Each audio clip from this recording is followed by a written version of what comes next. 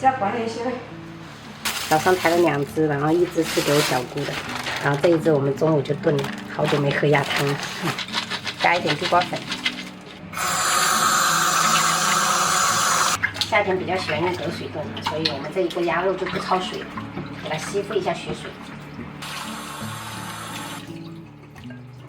这个大盆的就是小孩子喝哈。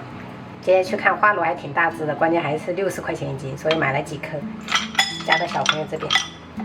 小孩这边就只要一点点的党参就可以了，不用太多。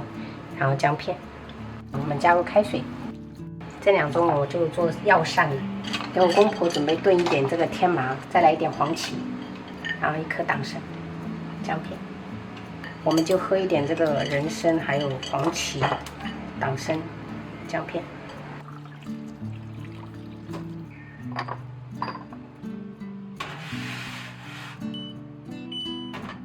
这个大盆呢，就准备一个盘子给它倒扣。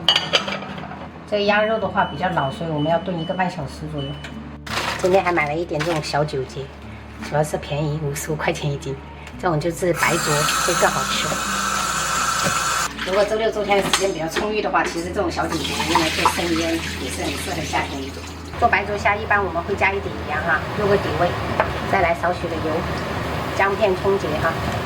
直接下入小酒节，大概焯个3分钟左右就可以了。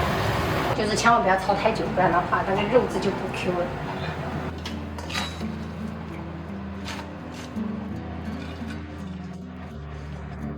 最日常的蘸料就是蒜末，然后一点葱花，味极鲜酱油，少许的香醋。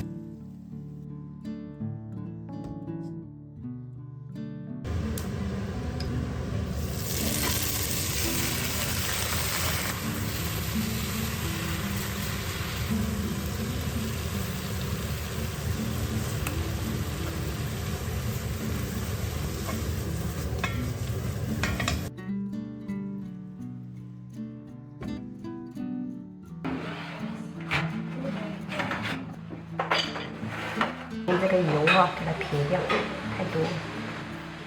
自家养的土鸭，它油就是丰富。我们一般是炖好了过后再撒一点盐，撒一点枸杞，这样炖出来鸭汤真的很好喝，朋友们可以试试一下哈。开始，白灼虾，然后空心菜，红焖茄子，这个是菜脯煎海蛎煎，还有鸭汤。今天中午就这样吃。55块可以。鱼啊，多的很，这样也不辛苦了。哇，好脏啊！我先洗一下手。是不是那藤要枯萎的才是食物吗？对。